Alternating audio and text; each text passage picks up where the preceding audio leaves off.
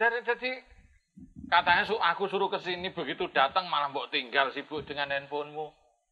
Gini loh Mas, aku tuh lagi mau komplain. Kemarin kan aku tuh beli barang, aku tuh pengennya warna merah marun. Tapi yang datang ki malah abu-abu monyet nih Mas, gimana dong? Ini kan berarti salah, kan aku pengennya merah marun. Abu-abu nggak apa-apa, monyetnya kok nunjuk ke aku. Kalau aku nggak apa-apa. Naluri. Gimana ini? Komplainku tuh tidak tersalurkan dengan baik. Kemarin-kemarin aku udah nelpon, udah aku hubungin CS-nya, tapi nggak ada feedback yang bagus. Padahal aku pengen tuker gitu loh. Ini masalah. Itu namanya kategori pengaduan. Oh, pengaduan? Ya memang aku pengen ngaduin gitu loh. Kok warnanya yang dikirim salah? Terus kamu milihnya merah? Iya. Ya kan nggak apa-apa dikasih beda. Indahnya perbedaan katanya orang. Ya nggak gitu juga. Tapi kan aku udah membayangkan, wah ini warna yang aku pengen merah. Tapi yang dikirim ya itu abu-abu monyet. Nah itu. Monyet lagi. Aku nggak apa-apa kalau monyetnya yang tersinggung gimana? Oh iya. Terus gimana dong? Ada solusi nggak? Kalau itu kan hubungan personal ya. Kamu konsumen dengan penjual. Penjual, betul. Kalau yang hubungannya dengan layanan publik, aku punya solusi. Apa solusinya? Solusinya tanya pada orang-orang yang sudah mereka berkompeten. Wah, itu solusi. Ya ampun, sama bapak-bapak ini. Lah, teman semua. Yang dari tadi di sini. Bilang dong dari tadi. Kan berarti ada solusi. Tapi boleh dong kita sapa dulu nih buat Bapak Ibu yang sedang menyaksikan. Salam Indonesia. Halo, apa kabar semuanya? Ya, semoga selalu sehat dan terus menerapkan protokol kesehatan ya Mas dalam setiap aktivitasnya. Ada kami berdua, saya Irin Anggun dan juga Devio Primus. Kali ini kembali hadir untuk menemani segala aktivitas pemirsa dalam program Pojok Investasi bersama Dinas Perizinan dan Penanaman Modal Daerah Istimewa Yogyakarta. Meskipun kita masih harus banyak tinggal di rumah, tapi jadilah isoman. Apa itu? Insan solutif mandiri. Luar biasa. Bukan isoman yang itu ya Mas ya. Oke. Ada masalah, solusinya seperti apa? Mandiri. Betul sekali. Tapi kita sekarang lagi nggak di rumah nih Mas. Ya kan terlalu mewah nih kalau kita bilang di rumah ya. Halaman belakang lah. Betul. Kita berada di Seraton Mustika Yogyakarta. Indah banget ya. Aduh, jadi mungkin kalau misalnya nanti PPKM sudah berakhir, pandemi melandai, boleh nih untuk pemirsa yang ingin berlibur menikmati Yogyakarta, dan kita sarankan untuk bisa menginap di sini gitu ya. Dan hari ini kita akan membicarakan seputar penanganan pengaduan pengguna layanan di DPPM DIY. Itu seperti tadi ya Mas di awal-awal ya. Kadang-kadang kita komplain atau mungkin ada pengaduan seperti apa, kadang tidak tertangani dengan baik. Nah, kalau ini kita mau cari solusinya nih seperti apa penanganan untuk pengaduan pengguna layanan di DPPM DIY. Tapi boleh kita sapa dulu ya untuk bapak-bapak yang sudah hadir. Yang pertama ini sudah ada Bapak Dr. Andes Aslam Ridlo MAP. Beliau ini merupakan anggota dari DPRD Daerah Istimewa Yogyakarta. Halo Pak Aslam Ridlo, sehat? Alhamdulillah sehat. Luar biasa. Ini kegiatannya ngapain nih Pak di kondisi saat ini? Olahraga, sepedaan atau apa Pak? Ya isoman. Isoman apa nih kalau yang ini? Yang isoman tadi apa Mas? Oh, isoman yang tadi. Insan solutif tadi itu. Isoman versi Mas Dibyo tadi ya. Baik. Sehat selalu buat Pak Aslam Ridlo. Terima kasih sudah hadir. Dan tentunya kali ini sudah hadir juga bersama dengan kami ada Bapak Adi Bayu SHM Hum. Beliau ini merupakan Kepala Biro Hukum Setda Daerah Istimewa Yogyakarta. Halo Pak Bayu, sehat? Mbak Irin, Mas Dibyo, semuanya sehat. Alhamdulillah sehat, ya kan? Kalau nggak sehat ya pasti nggak di sini dong yang menyapa pemirsa yang menyaksikan. Dan satu lagi, sudah tidak asing lagi, ini ada Bapak Agus Priyono MEC. Beliau ini Kepala Dinas Perizinan dan Penanaman Modal Daerah Istimewa Yogyakarta. Pak Agus, salam sehat, semangat. Salam sehat. Mantap nih Pak Agus, salam sehat, semangat pokoknya untuk bisa memberikan ilmu yang positif untuk masyarakat yang menyaksikan hari ini. Dan hari ini kita membahas seputar penanganan pengaduan pengguna layanan di DPPM DIY. Mungkin kita boleh ke Pak Agus dulu ya kali ya Mas ya. Untuk gambaran pengaduan di Yogyakarta ini seperti apa sih Pak Agus sebenarnya? Ya. Jadi Bapak Ibu sekalian, baik yang DPD maupun yang para pemirsa, masalah pelayanan publik ini sekarang ini dalam waktu beberapa tahun terakhir menjadi sesuatu yang penting. Barang seksi gitu ya. Makanya pengaduan adalah salah satu juga kegiatan yang sangat penting. Pelayanan publik kami sebetulnya di Dinas Perizinan Penanaman Modal itu sering juga disebut sebagai pelayanan terpadu satu pintu. Sama kalau kita bicara mengenai Undang-Undang Cipta Kerja sama. Nanti ada beberapa pengedepanan supaya PTSP itu maju seperti apa. Gitu ya. Terkait dengan hal tersebut, tentunya kami selaku dinas yang memberikan pelayanan terpadu satu pintu, di situ adalah sebenarnya wajah utamanya. Kalau pelayanan publik di tingkat provinsi maupun kabupaten bisa dilihat dari kualitas PTSP-nya, di BPM-nya seperti itu gitu ya. Itu wajah pelayanan publik ada di situ, makanya pengaduan adalah salah satu hal yang sangat penting. Bagaimana kira-kira wajahnya untuk Dinas Perizinan Penanaman Modal? Jadi sebagian besar pengaduan sebetulnya kalau di DIY terkait dengan masalah pertambangan. Sebagai gambaran, tahun 2019 ada 14 pengaduan. 12 diantaranya itu terkait dengan pertambangan. 2020 ada 16. 14 diantaranya terkait pertambangan. Jadi mostly terkait dengan pertambangan. Lebih dari setengahnya pertambangan. Betul, Pak? betul. Itu Jadi lebih ke masalah perizinannya atau ketika sudah Prosesnya. beroperasional ada hak-hak yang belum dipenuhi itu, Pak? jadi lebih kepada administrasinya. Administrasi. Kami di BPM sebetulnya sebagai dinas yang mengurus mengenai tadi seseorang mengajukan permohonan, kemudian memprosesnya sampai keluar. Tapi proses untuk menjadi izin itu terkait dengan banyak OPD. Iya betul. Betul. Kalau yang dipermasalahkan misalnya kok belum ada sosialisasi kepada masyarakat. Nah ini kan yang kami keluarkan dasarnya adalah rekomendasi teknis dari OPD terkait. Nah itu biasanya karena masalah pelaksanaan gitu kan, sudah diberikan izin, tapi pelaksananya tidak sesuai dengan ketentuan. Itu masalah terkait teknisnya. Nah, itu seperti itu yang kita koordinasikan. Ini terkait masalah apanya? Masalah administrasinya atau teknisnya? Kalau masalah administrasi ya tentunya kita tanggapin. Masalah teknis nanti kita teruskan ke OPD teknis. OPD terkait ya. Nah, seperti itu kira-kira. Jadi ini ada sampai dengan masalah tadi pertambangan ya Pak ya. Ini menjadi masalah sekitar 50% ini untuk kita kalau kita berbicara mengenai lebih ya 50% lebih untuk pengaduan penggunaan layanan begitu. Itu gimana Mas Kijo? Pemohonnya bisa jadi pemilik pertambangan, bisa juga masyarakat juga berarti Pak Agus ya. Yang bisa ini ya melapor ya. Iya, artinya masyarakat kan yang barangkali terkena dampak dari proyek pertambangan itu bisa juga mengadukan. Betul. Begitu. Jadi kedua belah pihak ini bisa melaporkan begitu apabila ada yang tidak sesuai ya ketika berjalannya seperti itu. Nah, kalau kita bilang masalah pengaduan ini kan pasti ada hukum-hukum terkait dengan hal tersebut. Nah, kalau dari Pak Bayu sendiri sebenarnya untuk Biro Hukum Setda DIY ini berperan seperti apa terhadap penanganan pengaduan penggunaan layanan begitu, Pak? Terima kasih Mbak Irin, Mas Dedio, dan pemirsa yang ada di rumah. Jadi peran Biro Hukum itu ada dua fungsi strategis. Yang pertama dalam hal penguatan regulasi. Nah, tentu saja dalam hal izin-izin itu kan ada regulasinya. Nah, Biro Hukum menyiapkan regulasi itu. Kemarin regulasi yang terbaru itu kita sudah membuat peraturan gubernur nomor 120 tahun 2020 tentang penyelenggaraan pelayanan satu pintu, satu atap. Nah, yang kedua dalam hal pendampingan hukum. Pendampingan hukum sebelum tepatnya Pak Agus itu menerbitkan izin, contoh izin pertambangan, dari Biro Hukum ada yang selalu hadir, selalu mengecek apakah nanti izin yang akan diterbitkan sesuai dengan data teknis dan data yuridis. Terutama hal yang paling banyak yang dikomplain itu kan ada nggak sosialisasinya. Nah, padahal kita selama ini sudah dari data itu sudah ada sosialisasi. Yang kita pegang adalah ada di situ ada tanda tangan dari kepala desa dan kecamatan selalu tanda tangan itu. Nah, nanti kalau ada aduan itu yang menjadi pijakan kita karena di situ juga sudah ada daftar nama-nama yang ikut sosialisasi. Bahkan nama-namanya juga sudah ada sebenarnya ya. Mas Bayu, berarti kalau kewajiban sosialisasi itu menjadi kewajiban dari pemilik usaha, tapi menjadi hak dari masyarakat itu. Iya, jadi harus ada ya. Iya, harus ada. Jangan sampai nanti izin yang keluar itu menimbulkan dampak lingkungan, dampak sosial. Nah, kita antisipasi itu. Nah, yang kedua, Biro Hukum juga punya fungsi dalam hal tadi kalau sudah izin keluar, ada pengaduan dari masyarakat.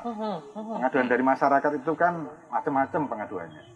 Nah, kalau kita lihat di Undang-Undang Nomor 30 tahun 2014, pasal 75 dan sampai pasal 78 itu kan ada namanya upaya administratif.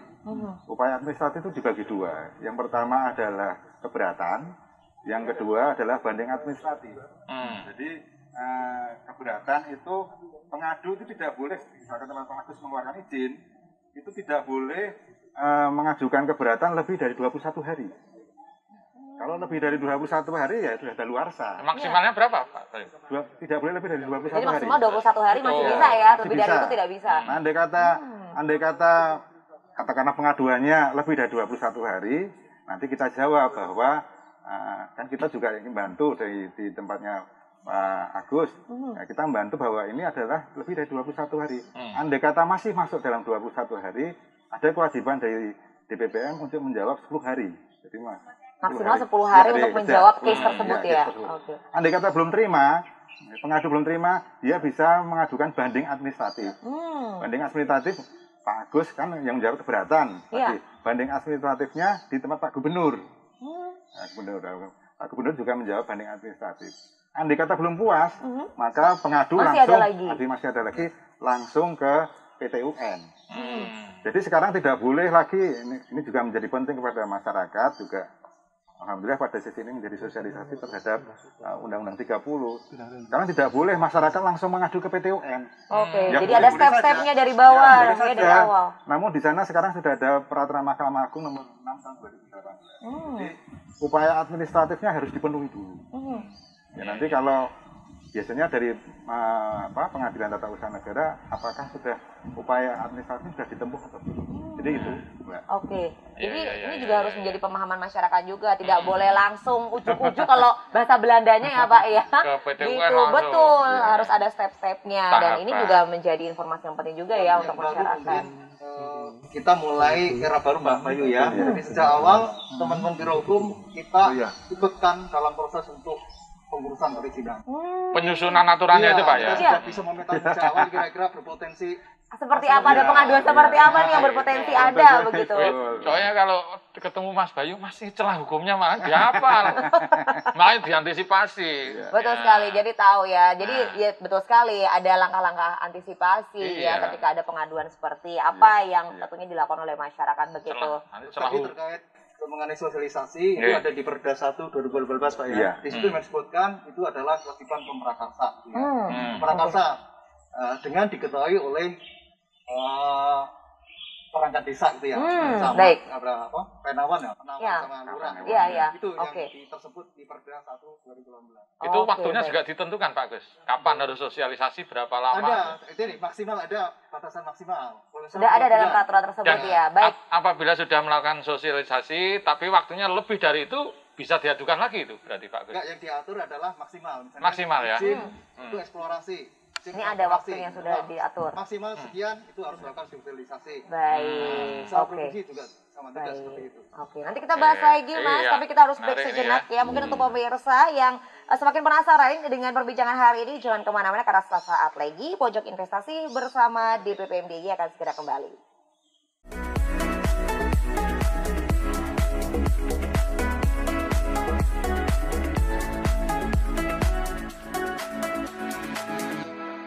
Pameran Film Noir merupakan hasil karya Anin Astiti yang menitik beratkan pada dasar fotografi, yaitu cahaya, yang kemudian memunculkan teknik kamar gelap.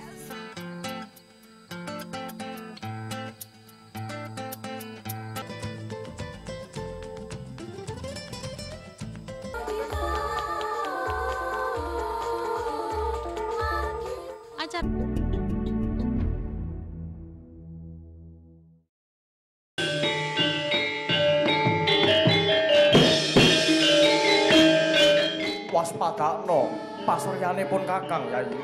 Prabu Basudewa ingkang kuatos dhateng wangsulipun Raden Kangsa nitipaken para putra-putra Mandura. Nya Surati Manta. Oi. Raja Manik sejatine ngalam kang dinuding cak.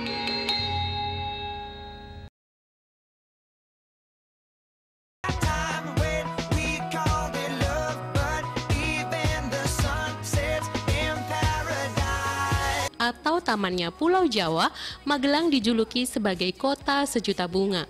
Ibarat bunga, kota Magelang dilihat sebagai kota yang punya banyak pesona. Pemuda pun juga harus mampu berpegang teguh pada jati diri bangsa, yakni kebudayaan.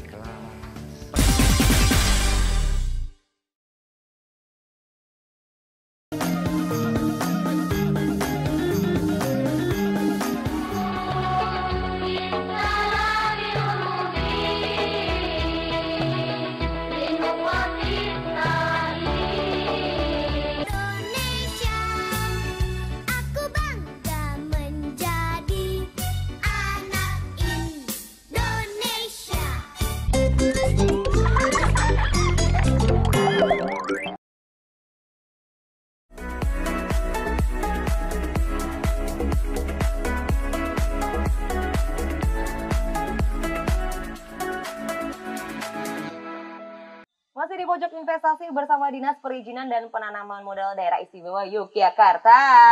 Aduh, ini semakin seru ya Mas Dibio ya, berbicara mengenai penanganan pengaduan pengguna layanan di DPPM DIY gitu. Tadi sudah diberikan gambaran ini untuk di Yogyakarta ini pengaduannya seperti apa gambarannya begitu kan, dan peran dari Biro Hukum Setda DIY ini seperti apa untuk masalah pengaduan. Dan mungkin boleh kita langsung menuju ke Pak Asam Ridlo. Ini sebenarnya Pak, kalau menurut Pak Asam Ridlo sendiri, masyarakat ini sudah paham belum Pak mengenai hak dan kewajiban mereka begitu, terlebih kalau kita berbicara mengenai pelayanan publik ya. Silakan Pak.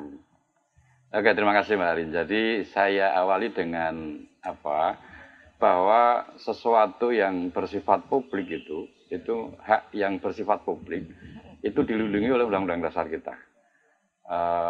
Pelayanan informasi keterbukaan publik, kemudian pelayanan publik, itu semua dilindungi oleh undang-undang. Artinya itu menjadi hak seluruh warga negara. Oleh karena itu maka pelayanan publik itu menjadi hak masyarakat dari siapa? Dari pemerintah sebagai penyelenggara negara. Kenapa pelayanan publik itu dijamin oleh undang-undang? Karena banyak kegiatan yang bersifat publik yang menimbulkan dampak publik. Nah, oleh karena itu pemerintah harus hadir di situ. Betul. Hadir sebagai pelayan publik untuk mengorganisir agar kegiatan-kegiatan publik itu tidak berdampak negatif kepada publik. Intinya di situ. Nah, perizinan itu sebagai instrumen bagi pemerintah untuk pengendalian terhadap terhadap kegiatan publik agar tidak menimbulkan dampak kepada publik. Paling tidak meminimalisir kegiatan publik itu berdampak pada publik. Contohnya begini Mbak Arin. Di Jogja ini salah satu penopang ekonominya adalah industri olahan. Banyak kegiatan publik, kegiatan masyarakat, industri, kegiatan olahan di masyarakat yang mungkin masyarakat nggak menganggap penting izin. Padahal kegiatannya menimbulkan dampak kepada masyarakat. Misalnya kegiatan laundry, kemudian kegiatan bikin sabun, deterjen. Kemudian banyak kegiatan-kegiatan teman-teman UKM yang sebenarnya kegiatan mereka berdampak kepada publik. Tapi mereka nggak, ada sebagian yang menganggap kegiatannya ini nggak perlu izin gitu. Kurang kesadaran tadi ya Pak ya? Ya, maka tadi saya bilang perlu instrumen untuk pengendalian agar kegiatan masyarakat itu, ini loh kegiatanmu itu menimbulkan dampak itu. Maka izin itu menjadi penting. Sekali lagi, khususnya di Jogja ini salah satu penopang ekonominya adalah kegiatan industri olahan. Beberapa dari teman-teman UKM itu menganggap nggak penting izin itu. Aku ngenekin tidak ngurus izin barang yang ngopo kan.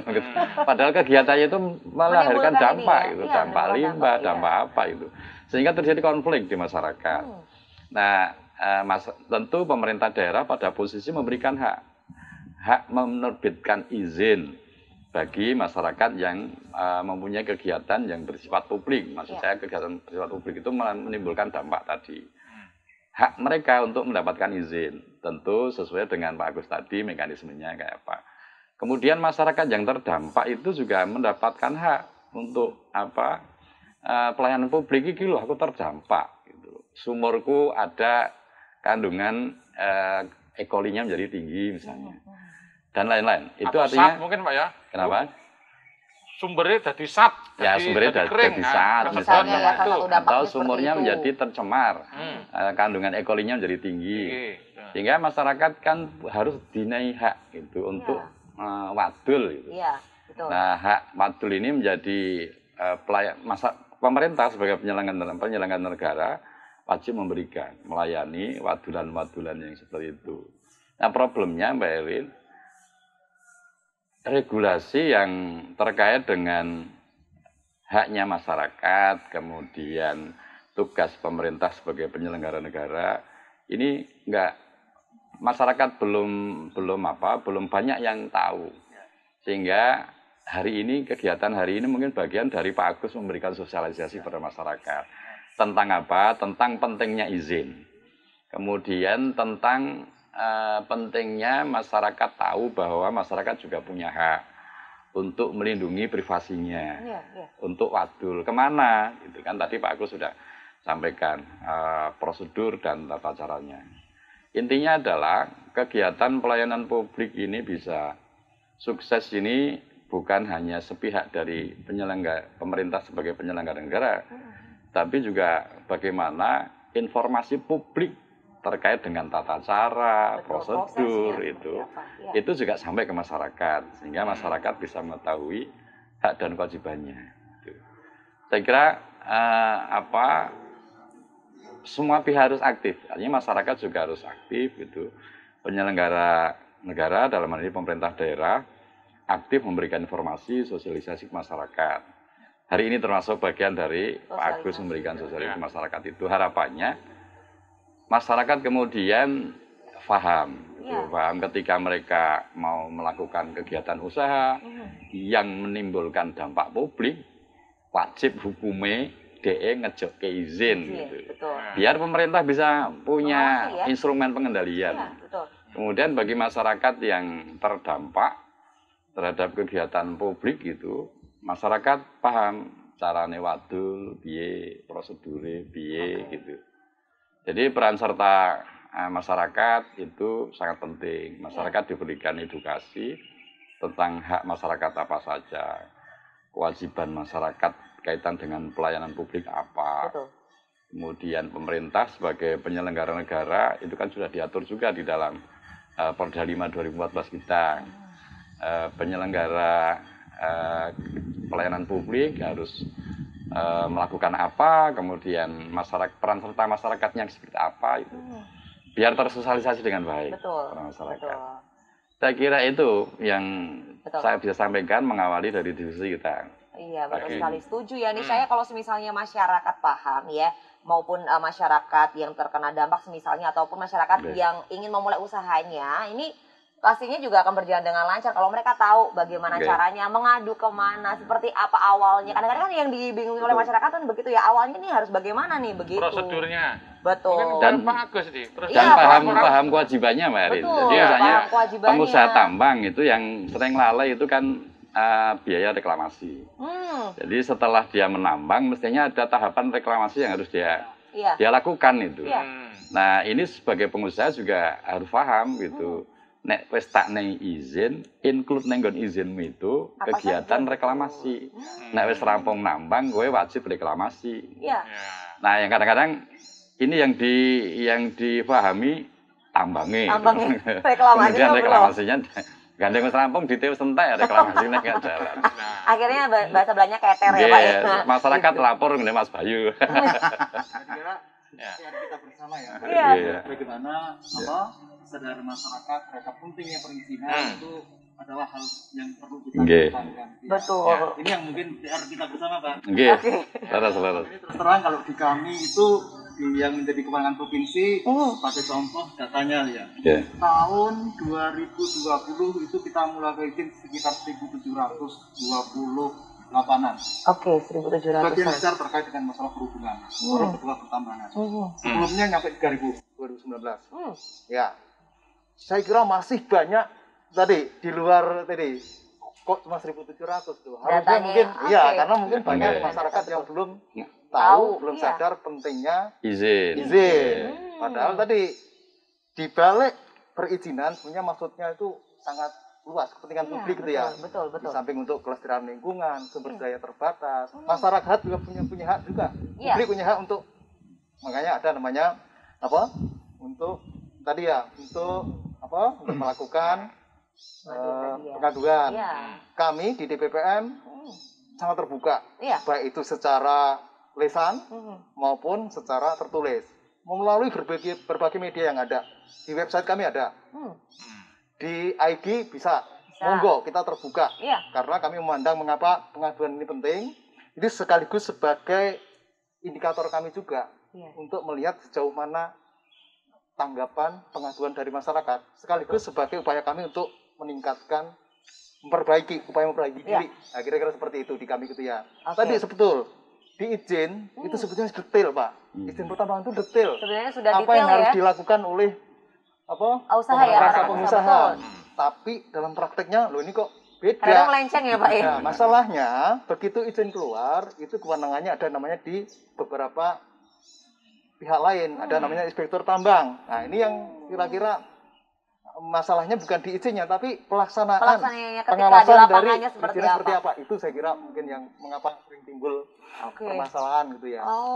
Jadi malah ketika melaksanakan ini ternyata permasalahan-permasalahan ini mulai itu sangat detail di surat izin yang kami keluarkan itu udah kedalaman berapa, alat berat yang digunakan apa itu sudah ada semuanya ya Pak, indikator-indikatornya semuanya ya. Dan itu ada pengawasnya ya Pak ya? Ada beberapa ini yang melakukan pengawasan. Tadi inspektur tambang, kemudian dari SDM ada juga. Jadi melibatkan beberapa OPD juga ya Pak, begitu ya.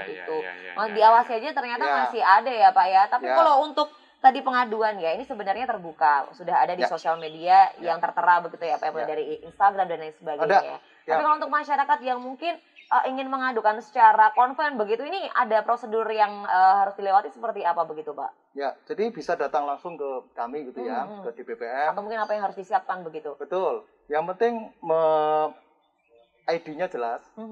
Kemudian syukur-syukur bisa secara tulis. Jadi jelas permasalahannya apa. Kami tentunya akan segera untuk menindaklanjuti gitu ya. Bisa individual maupun kelompok ini Pak. Misalnya yang terdampak individu mau kelompok, tapi kelompok kami harapkan sebetulnya yang penting ini aja. Nggak atas nama kelompok. Apa sih yang mau diadukan begitu ya? Tahun 2019 ada yang berencana datang 250 orang. Bukan hanya cuma 20 orang, mau gimana? Ini gimana ini dia menampung 250 orang untuk mengadukan apa sebenarnya? Betul. Tapi sebetulnya secara tertulis pun yang penting jelas di dokumennya lengkap, maksudnya jelas. Kita tentu akan segera follow up, tanggapi apa yang menjadi concern masyarakat gitu ya. Langsung ke kantor itu Pak ya? Langsung saja ke kantor dengan beberapa administrasi begitu ya. Yang penting jelas apa yang mau diadukan, atau mungkin bukti-bukti ya Pak ya. Ini juga silahkan dibawa begitu. Oke. Itu terus berapa lama itu Pak Agus? Ketika laporan itu diterima, itu ditanggapi, terus masyarakat berapa lama begitu? Berapa lama? Ya, kita tentunya ada SOP. Berapa lama sih kita harus menanggapi? Di aturan itu disebutkan 60 hari. Ya. Oke, maksimal 60 hari begitu 60 hari. Ya? Itu yang lalu. Yang kami sebetulnya tadi Pak Bayu sudah menjelaskan, ada Pergub namanya 120 tahun 2000. Di situ disebutkan 60 hari maksimal. Maksimal. Kita sedang merencanakan untuk merevisi Pergub karena Undang-Undang CK harus kita selesaikan juga. 60 hari itu sudah termasuk clear-nya gitu ya. Jadi ada baik. Sudah ada solusinya, sudah ada jawabannya seperti apa. Mengapa ini kita lakukan sebetulnya supaya kita upgrade Pak. Tadi termasuk Undang-Undang Keterbukaan Informasi Publik. Kita mencoba untuk mengupgrade kualitinya gitu ya. Oke, nanti kita akan bahas lagi untuk Pak Agus untuk diskusi hari ini, tapi kita break sejenak. Pemirsa jangan kemana-mana karena seusai jeda, Pojok Investasi bersama DPPM DIY akan segera kembali.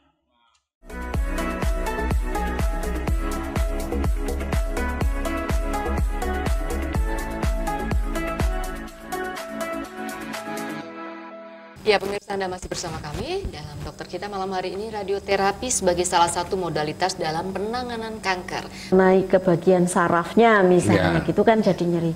Tapi kalau tumor itu diangkat, salah satu pengobatan nyeri adalah dengan dioperasi tadi. Menarik Mbak Dinda, tadi dokter Endang mengatakan tripoli ya. Artinya ada polidepsi, poliuri, dan polipagi. 60 tahun itu loh, perutnya Anda nggak kuat yang sebelah kiri. Jangan terlalu ego. Jangan terlalu ego. Jangan terlalu egois. Ego itu membuat Anda sarafnya itu nggak baik semuanya. Jadi ternyata memang kita tuh bisa mengaktifkan hal-hal di dalam tubuh kita sendiri. Dan kita bisa menyembuhkan tubuh kita bahkan orang lain. Betul. Jika Allah mengabulkan doa kita, walaupun udah 26 tahun nggak punya keturunan, fakta ternyata. Upacara Kalang Obong membutuhkan sesaji dan kurban dalam setiap pelaksanaannya.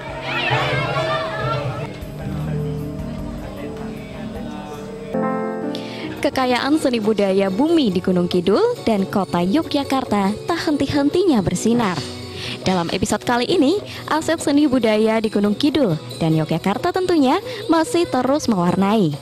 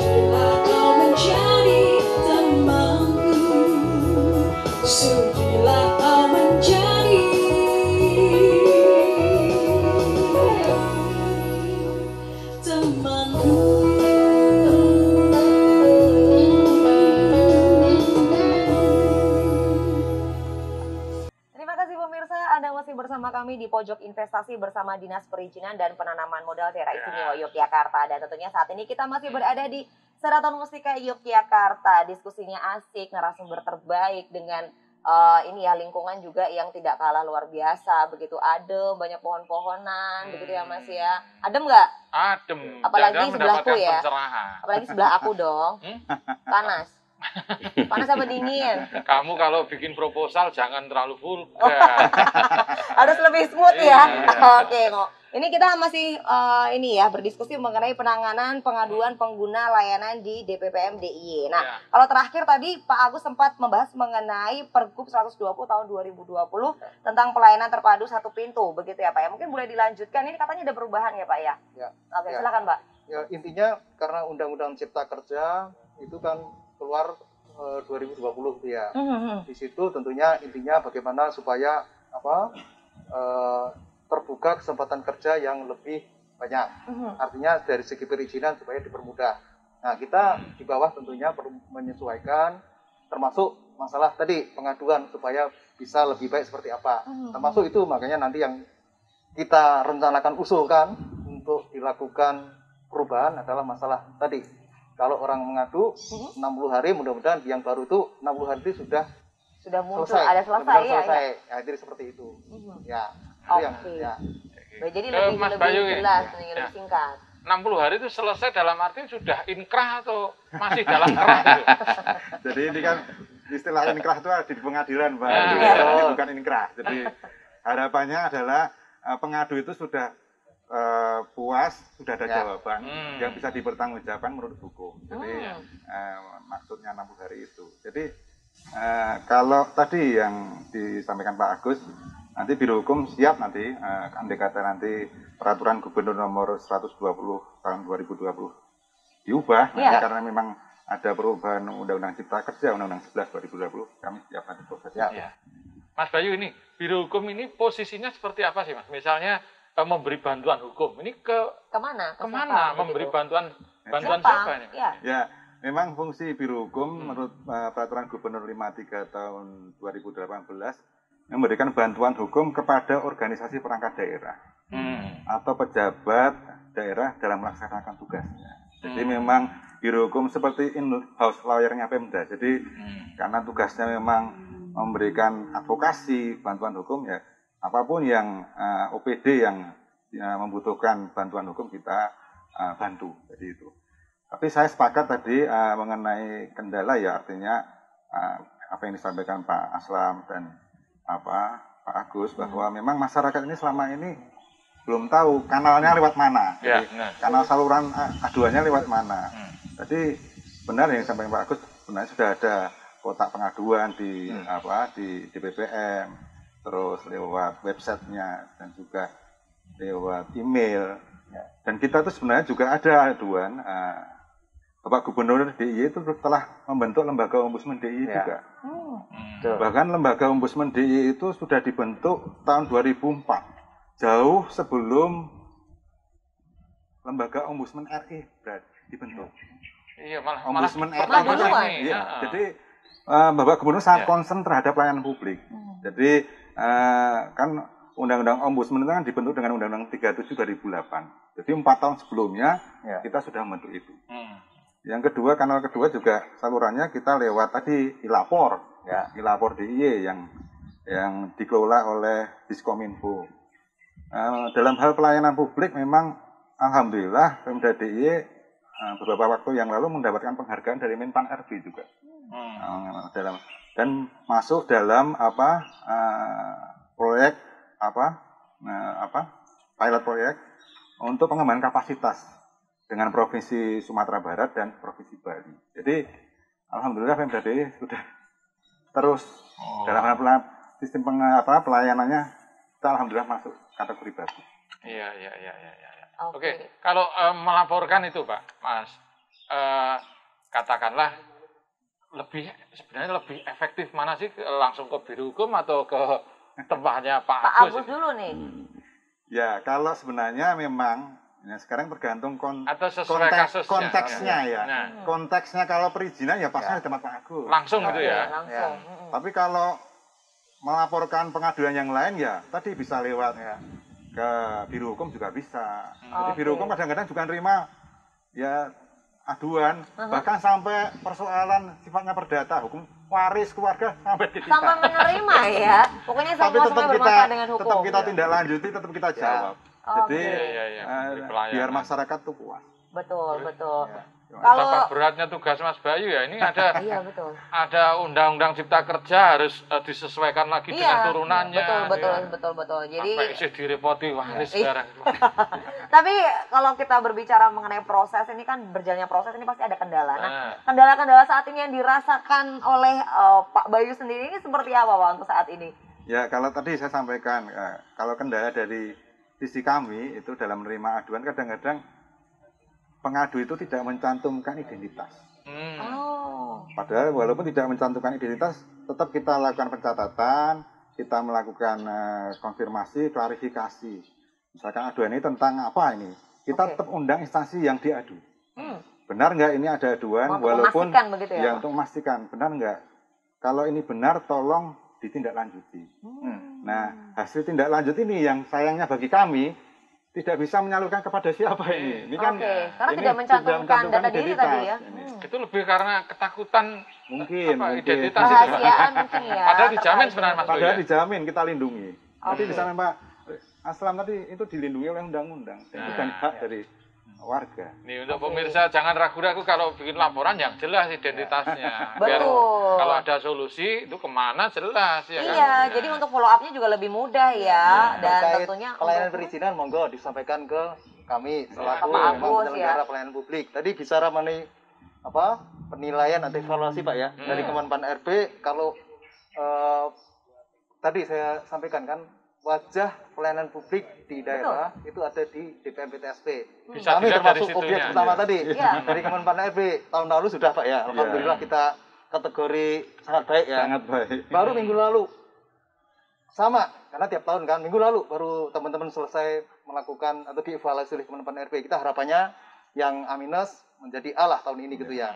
Sama ini semua tidak hanya Kemenpan RB, Kementerian Investasi, KPK, BPK, Kemendagri udah hancang-hancang Pak masuk juga ini. Wah jadi banyak banget kalau masalah pelayanan publik itu ya.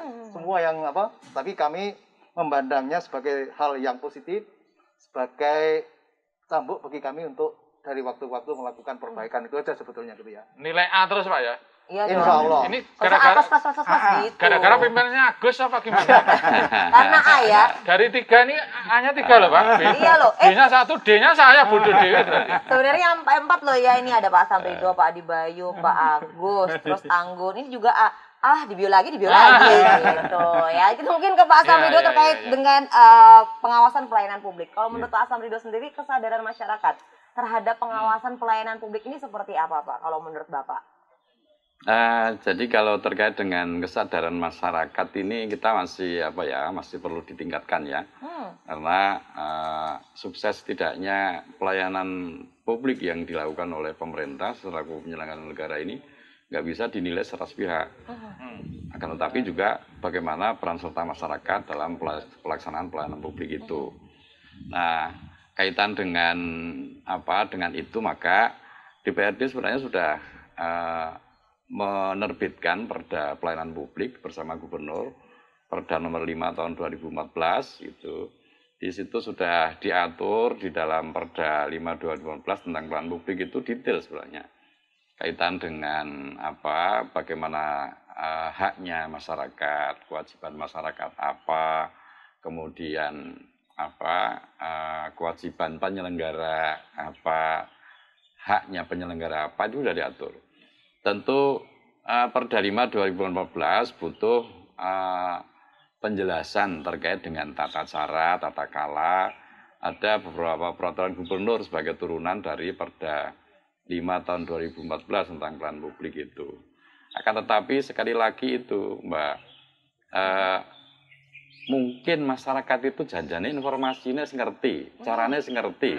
Yang kemudian mengeksekusi untuk mengajukan izin ini yang kemudian yang perlu dibangun. Jadi tidak cukup masyarakat diedukasi kemudian targetnya ngerti.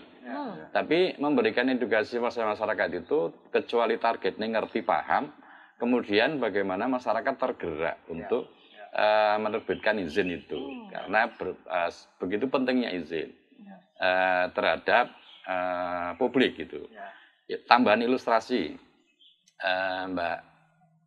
Misalnya kegiatan usaha budidaya perikanan yang menggunakan air permukaan. Air permukaan ini haknya publik.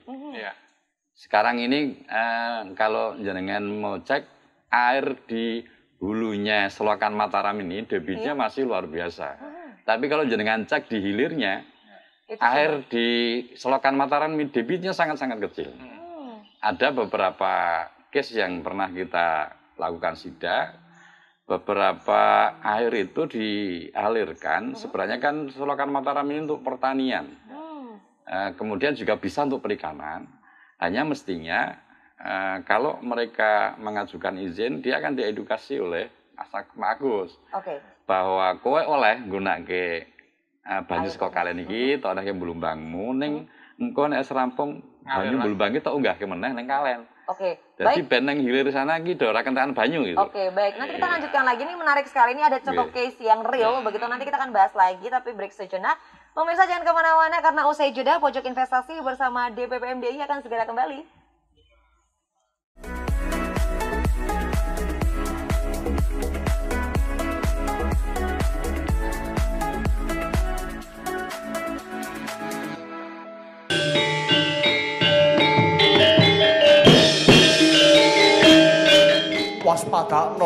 pasuryanipun Kakang Yayi Prabu Basudewa ingkang kuatos dhateng wangsulipun Raden Kongso nitipaken para putra-putra Mandura. Yo surati mantra. Oi. Reja manik sejatine ngalam kang dinuding cak.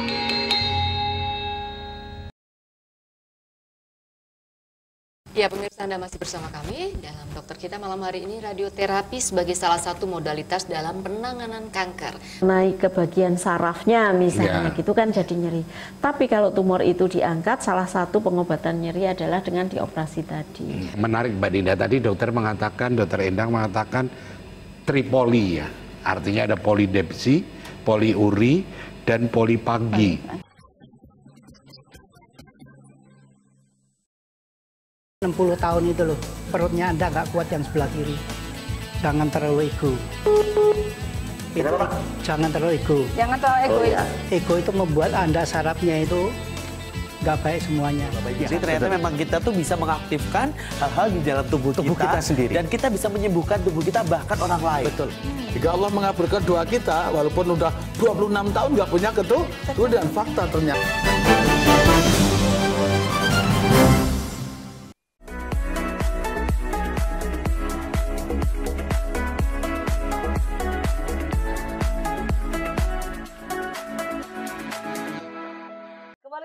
Di Pojok Investasi bersama Dinas Perizinan dan Penanaman Modal Daerah Istimewa Yogyakarta yang membahas mengenai penanganan pengaduan pengguna layanan di DPPM DIY begitu. Jadi ini juga menjadi sarana informasi dan juga publikasi begitu ya untuk masyarakat yang seyogyanya kali ini mungkin ingin melakukan pengaduan terhadap layanan publik dan lain sebagainya. Nah ini menjadi informasi yang penting untuk disimak ya Mas Dibio ya.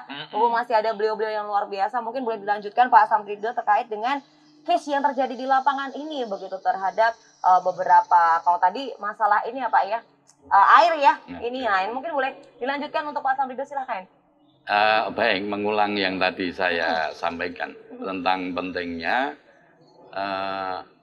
pemilik usaha yang bersifat publik tadi saya ulangi, dia harus mengajukan izin. Kenapa harus mengajukan izin? Karena kegiatanmu berdampak pada publik.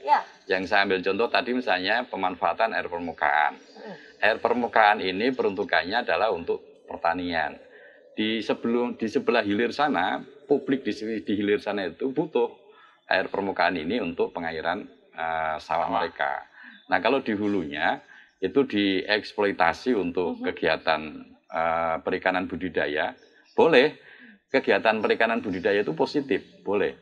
Kan tetapi biar yang di hilir itu hak publik penggunaan air permukaannya itu tetap tidak hilang.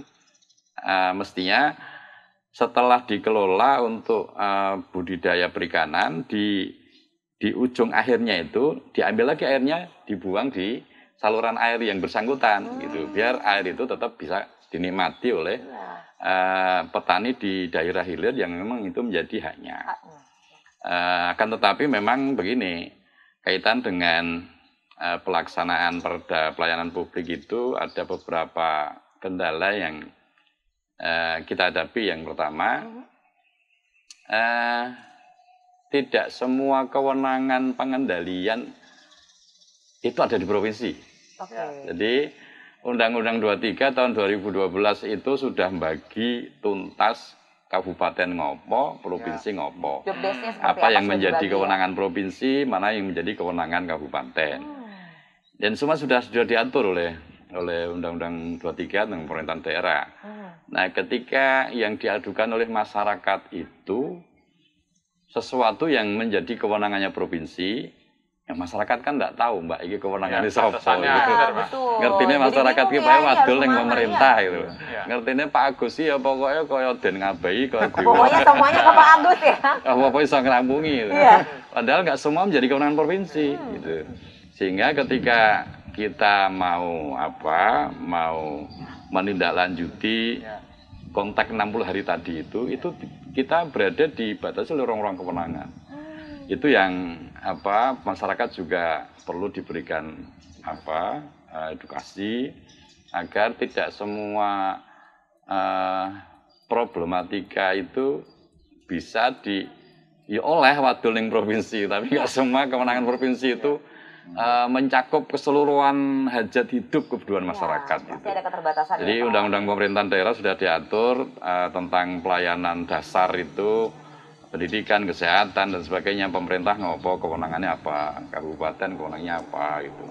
Sehingga kadang-kadang kita terkendala begitu Pak Bayu mutuske itu bukan kewenangannya pemerintah provinsi misalnya. Tapi tetap kita layani, Pak. Tetap dilayani gitu. Belum tahu, teman-teman akan jelaskan di BPM. Nggih. Makanya survei kepuasannya tinggi karena mungkin kita betul, melayani apapun. tetap melayani, Ya, walaupun belum tentu jadi kewenangannya Pak Agus ya, tapi tetap silahkan kita melayani begitu. Nggih. Silakan lanjutkan lagi Pak. Jadi itu yang pertama, kemudian kendala yang pertama, meskipun kita tetap melayani, mungkin dengan skema koordinasi pada para pihak yang memang pemilik kewenangan itu, misalnya kabupaten kota. Tapi selama ini Pak Bayu dan Pak Agus ini dikaitan dengan pelayanan publik ini, insya Allah belum ada ya, aduan yang ditolak itu enggak ada. Insya Allah sampai ini belum ada ya. Pasti kita tanggapi. Enggak ada identitasnya aja tetap diterima. Bahkan telepon ya nggak masalah. Telepon pernah ke saya Pak, mengadu Pak, nggak masalah gitu kan. Oh, tidak menyebutkan data diri ya. Tapi live chat ada Pak sebenarnya Pak? Kenapa? Live chat, ada, layanan live chat. Ada, di line kami ada. 0274, berapa itu? 872, 0664 nggak salah ya. Nah, oke, ada sebenarnya. Ada WA, ada semua. Semuanya ada, baik dari Instagram, sosial media, live chat, telepon, semuanya ada begitu. Lengkap sudah ya kan? Iya, jadi nggak ada alasan untuk nggak tidak melaporkan, tidak melaporkan, tidak iya. izin begitu. Nah ini ke Pak Agus, untuk pengelolaan pengaduan masyarakat agar lebih baik lagi, ini mungkin apa yang sudah dipersiapkan atau mungkin yang dilakukan begitu agar semuanya lebih baik lagi begitu Pak? Yang jelas kami selaku dinas yang utamanya untuk pelayanan publik, kami selalu meningkatkan kapasitas. Kapasitas bagaimana melayani secara prima, termasuk orang mengadu supaya tidak merasa disalahkan. Kami tetap melayani dengan baik, prima. Kami mencoba untuk membekali staf dengan keterampilan untuk pelayanan prima itu ya. Tanggal 1 sampai 3 September ada pelatihan mengenai pelayanan prima. Mudah-mudahan itulah. Jadi teman-teman yang mengadu mudah-mudahan juga nggak merasa ini gitu ya. Betul. Bahwa kami meskipun mengadu kami tetap memperlakukan itu sebagai tadi sarana untuk kami introspeksi diri, biar lebih baik lagi tentunya ya Pak itu ya. Seperti itu. Ya. Terus kalau tadi berarti ada pelayanan-pelayanan ataupun pelatihan-pelatihan yang nanti akan diberikan terkait dengan mungkin kalau misalnya masyarakat ingin mengadukan pelayanan ini menjadi lebih nyaman begitu ya Pak ya. Siap. Karena juga dapat diberikan feedback yang lebih baik lagi. Nah selain itu mungkin ada apa lagi Pak? Di samping kami fokus untuk bagaimana kami bisa menyediakan sarana prasarana secara lebih baik. Orang mengadu itu mantapnya kan menghadap langsung tuh ya. Iya. Untuk menghadap langsung kan perlu ruangan yang memadai lah gitu kan. Betul, apalagi di kondisi seperti ini. Kami insya Allah dalam waktu dekat nanti ruang tunggu layanan akan kami renovasi, perbaiki sehingga masyarakat merasa lebih nyaman untuk melakukan pengaduan secara langsung. Itu Mbak kira-kira. Oke, baik itu tadi Mas beberapa langkah-langkah yang sudah atau yang akan dilakukan ya Pak ya. Siap. Terkait dengan pelayanan publik gitu. Iya, tapi sebenarnya perlakuannya sama kok. Itu lewat surat, sama. lewat email itu diperlakukan sama sebenarnya Pak. Hanya lewat telepon pasti aja. saya follow up kok, nggak masalah. Telepon bisa Pak ya? Nggak masalah. Oke. Jadi tadi waktunya mungkin boleh di-highlight lagi Pak, berapa lama masyarakat akan mendapatkan feedback itu selama 60 hari tadi ya? Betul. Iya. Oh, 60 hari nanti boleh di follow up lagi kalau misalnya belum ada jawaban ya Pak ya. Tentunya kami lihat bobotnya seperti apa. Kalau 3 hari bisa kami follow up ya tentu kami follow up ke dia. Jadi nggak semuanya, wah ini gara-gara 60 hari nanti aja, nggak seperti itu juga ya. Bisa cepat kami akan menelpon cepat, kira-kira seperti itu. Oke. Mengapa 60 hari? Karena tadi kami harus berkoordinasi dengan OPD terkait lainnya, kira-kira seperti itu. Kalau kami bisa langsung putuskan, tentunya kami akan tetap tanggapi, kira-kira seperti itu loh. Gitu. Jadi nggak mentang-mentang belum 60 hari, nanti-nanti ya Pak ya. Tapi kalau bisa 10 hari, Ya. tapi maksimalnya 60 hari begitu. Oke, ya Mas. Mungkin karena memang keterbatasan waktu ya, boleh disampaikan mungkin untuk Pak Bayu terkait dengan tema hari ini. Mungkin ada closing statement dari Pak Bayu. Silakan apa yang disampaikan untuk pemirsa. Ya, terima kasih Mbak Irin. Jadi kepada pemirsa yang di rumah, kepada masyarakat, silahkan kalau mau menyampaikan pengaduan, nggak usah takut. Kami dari Pemda DIY akan merespon dengan cepat, tepat dan bisa dipertanggungjawabkan menurut hukum.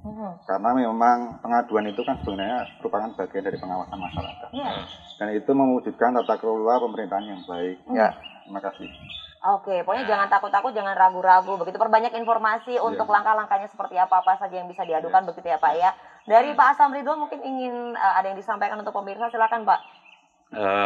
Oke. Jadi karena pelayanan publik ini menjadi haknya seluruh warga masyarakat, maka kita berharap masyarakat bisa menggunakan hak ini sebaik-baiknya. Terkait misalnya kayak teman-teman pelaku usaha UMKM yang melakukan kegiatan usaha yang berdampak pada publik, monggo katuran segera melengkapi izin terkait dengan usaha-usaha panjenengan agar Pak Agus dan kawan-kawan di OPD terkait bisa melakukan pembinaan terhadap usaha panjenengan. Harapannya kegiatan usaha panjenengan bisa lebih baik gitu, maju dan berkembang, saya kira itu. Betul sekali, dan tidak terkendala administrasi tentunya ya, jadi biar gas lancar gitu. Silakan Pak Agus, mungkin statementnya singkat saja. Jadi dengan berlakunya Undang-Undang Cipta Kerja, masalah izin sekarang dipermudah. Mudah-mudahan masyarakat semakin sadar pentingnya perizinan, karena sudah nggak susah lagi, gitu kan, cepat, mudah. Begitu juga kami selaku OPD penyelenggara pelayanan publik, kami berkomitmen untuk selalu memberikan pelayanan secara terbaik. Makasih. Oke, wah luar biasa, boleh tepuk tangan dulu dong. Jadi nggak perlu takut, nggak perlu ragu, ya. Jadi tidak ada identitas itu lain. perlu, ya. Betul Terus sekali. Orang yang takut kan kadang misalnya lapor nggak pakai identitas, kalau gitu ya? kalau pun telepon suaranya nih, ya saya dengan saya Ini bukan penjual bakso borak dong. Pengalaman Pokoknya pribadi. pemirsa jangan takut-takut lagi, ya kan, mau melaporkan ataupun mau berizin gitu ya, silahkan begitu. Tapi yang jelas terima kasih untuk Pak Bayu, lalu Pak Asam Ridwan dan juga Pak Agus yang sudah memberikan ilmu yang begitu luar biasa, informasi-informasi yang sangat penting untuk pemirsa yang menyaksikan hari ini. Dan tidak lupa kami juga ingin mengucapkan terima kasih untuk Dinas Perizinan dan Penanaman Modal Daerah Istimewa Yogyakarta atas kesempatannya. Terima kasih juga untuk Seraton Mustika Yogyakarta. Dan akhir kata, saya Irin Anggun. Saya Divya Primus. Pamit undur diri, tetap terapkan protokol kesehatan dalam setiap aktivitas Anda. Sampai jumpa, salam Indonesia.